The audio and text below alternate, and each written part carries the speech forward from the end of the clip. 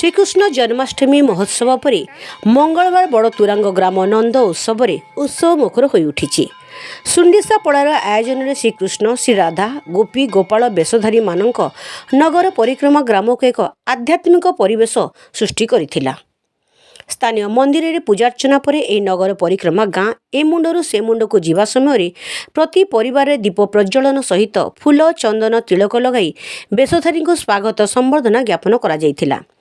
अनेक स्थान में श्रीकृष्ण श्री राधा पाद धोई पोछि ग्रामवासी निज सनातन धर्मर महानुभवता देखाइथिले।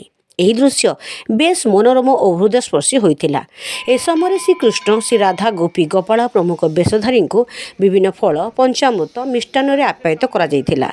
संध्यारे संकीर्तन कार्यक्रम दर्शकों मन मोहिथिला। दिन में शिक्षार्थी माने विभिन्न नृत्य संगीत परिवेषण करथिले। एही उत्सव में विभिन्न व्यक्तिविशेष अतिथि भाव जोगदी उत्सवर सफलता कामना करथिले। मुंडेनपाली सरस्वती शिशु मंदिर पक्षर आयोजित यहाकू जुजुमरा ब्लॉक अंतर्गत बाहाम पंचायत बड़तुरांगर सुंडीसा पड़ावासी एथिरे संपन्न सहयोग करथिले। यहाकू शरद साहू, मनोज कुमार साहू, बाबलू साहू, प्रकाश बेहेरा, सनातन बेहेरा और दिलेश्वर जोड़ी संयोजना करथिले। अनुष्ठान सभापति सरोज कुमार नाथ, संपादक रंजन नाथ, प्रधान आचार्य और गुरुमा माने यहाकू परिचालना करथिले। सुश्री ज्योतिर्मयी बाघ, प्रधानाचार्य सरस्वती शिशु विद्या मंदिर मुंडेनपाली जो आम गोटे कार्यक्रम आसीचु। यहाँ हूँ आम भारतीय संस्कृति परंपरा आधारित नहीं गोटे सुंदर अनुष्ठान सरस्वती शिशु विद्या मंदिर एवं आज आम जो कार्यक्रम आसीचु श्रीकृष्ण जन्माष्टमी उत्सव ताकू आम नंदोत्सव रूप आम आज पालन करुचु। आज जो ग्राम को आम बड़तुरांग ग्राम समस्त ग्रामवासी वृंद लोक लेकिना ही सहयोग कार्यक्रमटी एवं जो परिवेश रे कार्यक्रमटी बहुत सुंदर एवं आध्यात्मिक परिवेश रे होईची एवं सबू जिते अच्छा माँ माने तथा ग्रामवासी वृंद बहुत सहयोग करछंती। कृष्ण विषय आसी मत बहुत भल लगे शक्तिर आशीर्वाद मिलूँ। राधे राधे। श्रीमती संगीता बेहेरा सरस्वती शिशु विद्या मंदिर मुंडेनपाली जड़े आचार्य।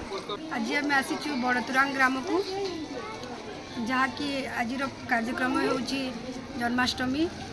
आज नंदोत्सव पालित होती ग्रामर सौजन्य पालित हो। प्रत्येक छात्र छात्री आम विद्यालय श्रीकृष्ण एवं श्री राधा बेश आसी गोपी गोपाल बेश अच्छा। ये ग्रामवासी वृंद तथा माँ माने एठारे गोटे आध्यात्मिक परिवेश सृष्टि करिसंती एवं प्रति गृह को आम जाइतिलु।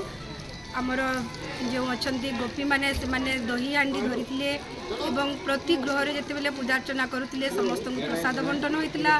कृष्ण जन्माष्टमी का त्यौहार निमित्त हमारा कंपनी में जो कृष्ण अभियान आयोजन रखा गया वो अति सुंदर रहा।